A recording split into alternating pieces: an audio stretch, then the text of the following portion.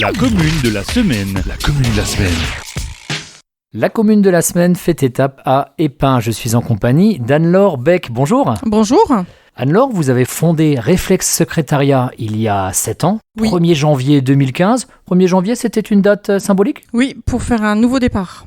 Un nouveau départ. Nouvelle année, nouveau départ. C'est-à-dire qu'est-ce qu'il y avait par rapport à ce qu'il y avait avant ? Quelle était la volonté de prendre un nouveau départ ? De prendre ma vie professionnelle en main. Parce qu'avant, j'étais salariée au chômage. Enfin voilà, c'était un petit peu compliqué. Et je me suis dit à un moment donné, il faut se jeter à l'eau. Et je pense que c'était le moment. Il fallait que je le fasse. Réflexe Secrétariat, c'est une espèce de service qu'on pourrait qualifier de flexible. Vous pouvez nous expliquer le principe, s'il vous plaît ?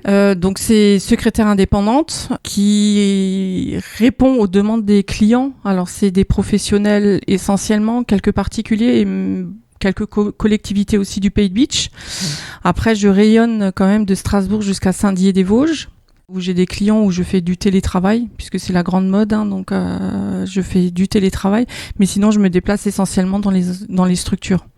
Est-ce que vous faites du secrétariat classique ou alors vous devez aussi intervenir sur des choses un petit peu très techniques ? Est-ce que vous êtes parfois pompier de service, entre guillemets ? Ah oui, pompier de service, ouais, je pense que je le suis souvent.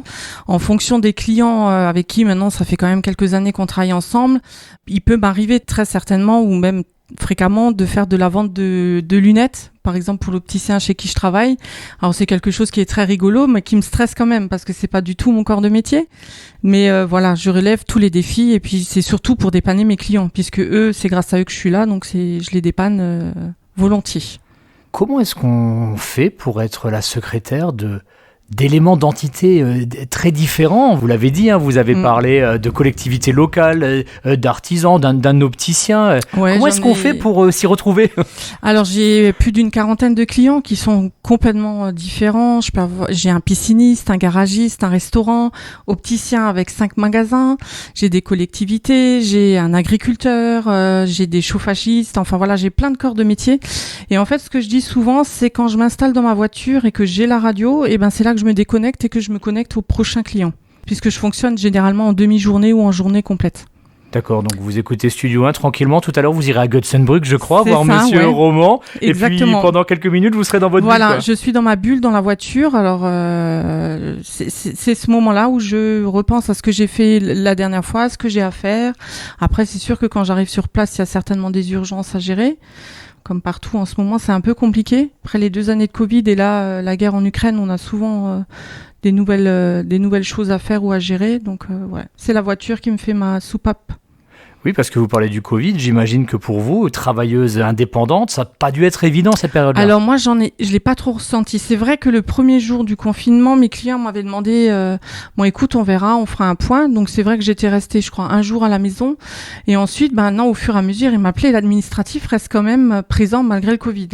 Donc c'est vrai que j'ai quasiment travaillé partout. Je sais que je venais travailler 1 fois par semaine à l'office de tourisme pour faire le relevé de courrier. Enfin voilà, il y a plein de choses à faire quand même. Et c'est vrai que le Covid, moi, je l'ai pas trop senti. Je dirais même que je l'ai plus subi parce que j'avais la pression des clients. Pour eux, c'était compliqué de vivre cette période-là, de pas savoir où ça nous menait.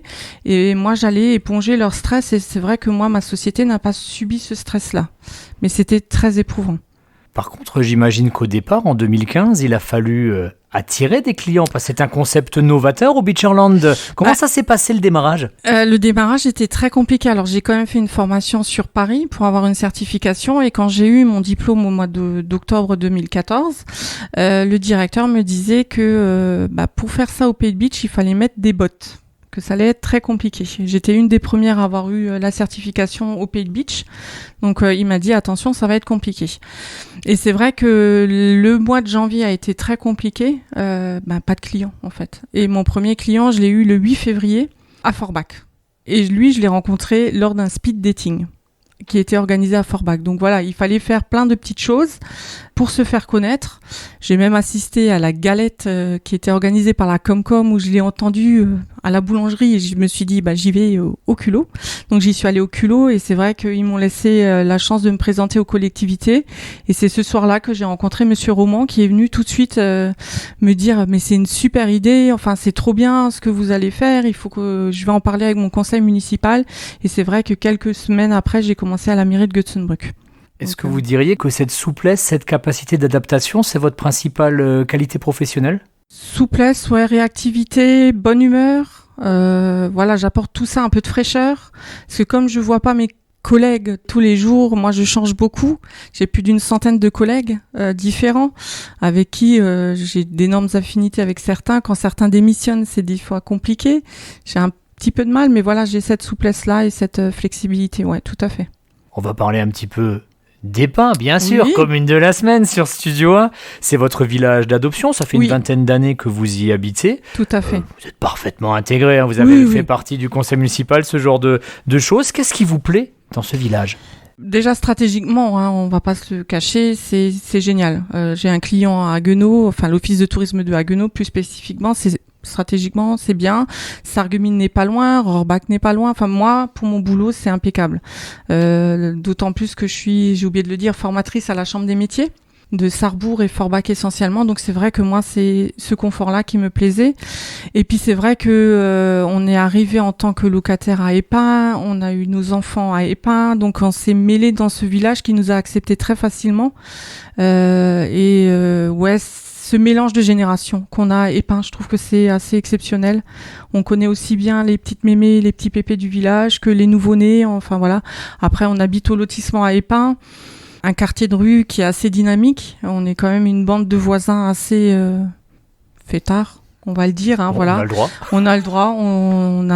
On aime bien se retrouver entre voisins et je trouve que c'est important et d'apporter un petit peu de cette légèreté, surtout en cette période un peu compliquée, quoi.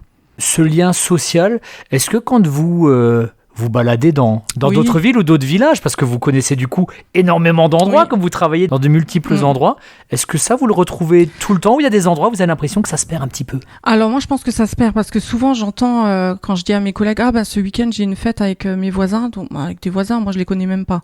Donc c'est vrai que à Épin, c'est quand même particulier. Tout le monde se connaît quand même. On se connaît tous. Après, c'est vrai que j'ai vécu je suis de Beach. J'ai pas connu ça. Après, j'ai vécu à Woolmaster. J'ai pas connu ça. Là, c'est vraiment Épin. Après, est-ce que c'est notre état d'esprit entre voisins qui fait que on aime bien se retrouver ? C'est peut-être particulier, C'est peut-être particulier à nous parce qu'on est comme ça. Comment voyez-vous l'avenir de Réflexe Secrétariat et quelles sont les perspectives à court ou moyen terme ? Ma vision très courte, c'est mes prochaines vacances. Parce que là, j'en ai vraiment besoin. Je suis vraiment... C'est très long, 2 ans de Covid, plus là, le début d'année qui est un petit peu particulier. Donc ça va être mes vacances. Après, je cache pas que...